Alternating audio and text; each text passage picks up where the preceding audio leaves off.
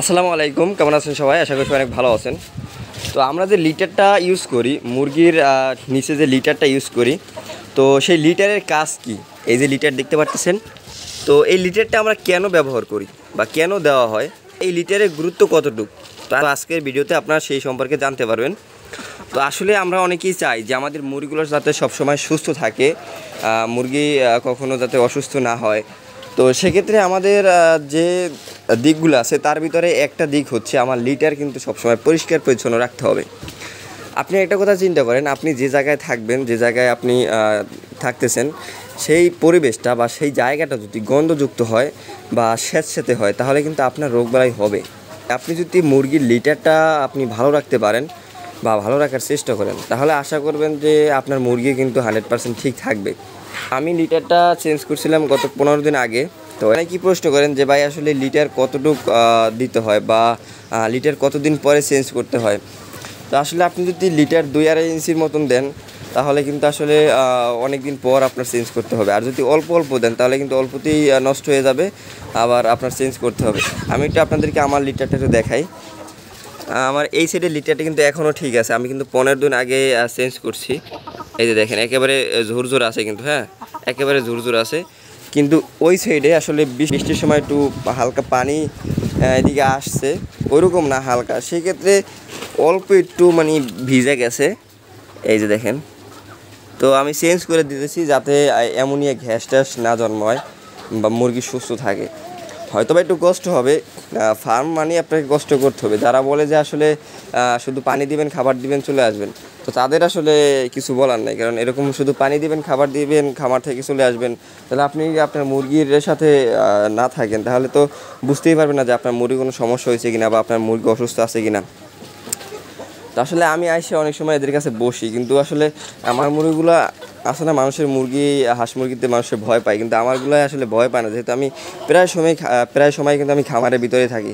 কিন্তু একটা সমস্যা হচ্ছে, আমি যদি এসে বসি, ওরা আমার মানে খাবার বুঝতে ঠোকরায় না, কী বুঝতে ঠোকরায় আল্লাহ জানে, মানে এত পরিমাণে ঠোকর দেয় না, ওরকম যে ঠোকর দেয় ওরকম না, আক্রমণের মতো যেরকম আক্রমণ করে ওরকমের না, মানে একটু ওই যে খাবার যেরকম খায় না, হালকা ঠোকর দেয়, কিন্তু ওদের আসলে ঠোঁট তো খুব ধারালো।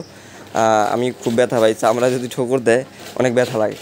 তো তো যাই হোক, আপনারা সবসময় চেষ্টা করেন মুরগির সাথে ফ্রেন্ডলি থাকার জন্য।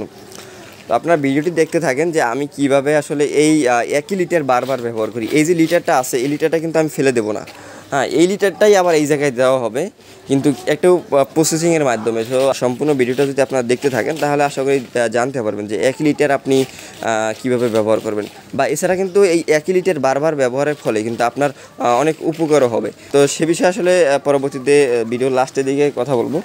তো এই লিটারটাকে আমি আবার কিভাবে ব্যবহার উপযোগী করে তুলি, তো সেটা আপনারা দেখতে থাকেন।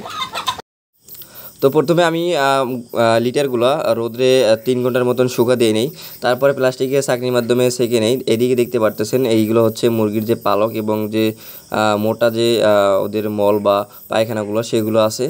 আর এই সাইডে দেখতে পারতেছেন যে আমার কাঠের যে গুঁড়ি দিছিলাম, সেই গুঁড়ি 1 বস্তা হয়ে গেছে।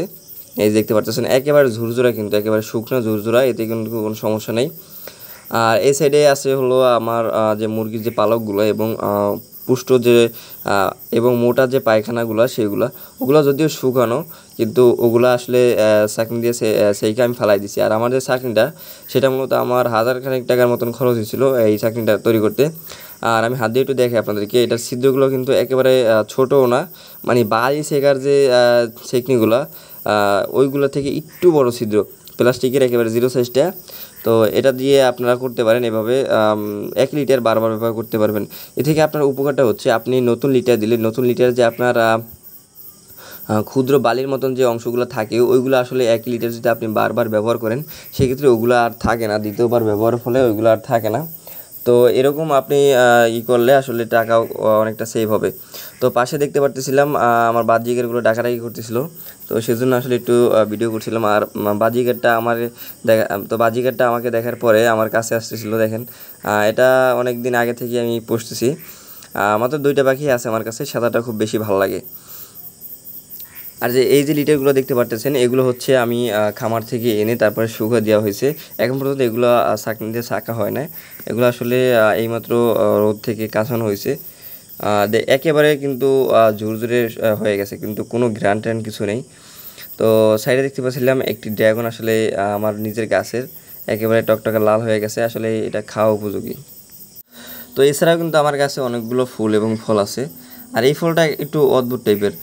তো যাই হোক, এই সাইডে দেখতে পারতেছেন অনেকগুলো ফুল আছে।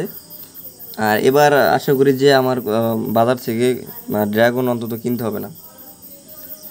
তো যাই হোক, আমি মূলত এই জায়গায় 4 বস্তার মতন লিটার দিছিলাম, এখন মাত্র 2 বস্তার মতন পাইছি। তো যাই হোক, এক গাবলা এক্সট্রা ছিল অল্প কিছু, তো সেটা ঢেলে দিলাম। তো তারপরে আসলে বস্তাটা একা একা, মানে এক হাতে আমার মোবাইল ছিল, ভিডিও করতেছিলাম, আর এক হাত দিয়ে আসলে বস্তাটা নাড়াচাড়া করতেছিলাম। তো একটু মোটামুটি কষ্ট হইতেছিল, যেহেতু আমার কোনো ক্যামেরাম্যান নেই। এটা সবগুলো আসলে বিছিয়ে দিছিলাম। আর এটা ভালো দিক হচ্ছে, সেটা মুরগি কিন্তু এরকম আপনি যদি লিটার মানে দিয়ে রাখেন, ওরা অটোমেটিক সিটাই বিটাই নিবে, মানে চতুর্দিকে ওরা সিটাই দেয়। তো এই কাজটা আসলে ওরাই করে দেয়, আমার করতে হয় না। এই সব মুরগির ক্ষেত্রে একই রকমের। তো লিটার দেওয়া কিন্তু কমপ্লিট। এখন দেখতে পারতেছেন যে মুরগিগুলাই কিন্তু আসলে সব দিকে সিটাই দিছে সুন্দরভাবে। তো এখন কিন্তু আসলে কোনো সমস্যা হবে না। আর আপনারা যদি এরকম লিটারটা পরিষ্কার পরিচ্ছন্ন রাখার চেষ্টা করেন, শুকনো রাখার চেষ্টা করেন, তো আশা করি আপনার মুরগি কিন্তু সুস্থ থাকবে। তো যাই হোক, এই ছিল আজকে ভিডিও। যারা সম্পূর্ণ ভিডিওটি দেখছেন, ধন্যবাদ সকলকে। সবাই ভালো থাকবেন, সুস্থ থাকবেন। আসসালামু আলাইকুম।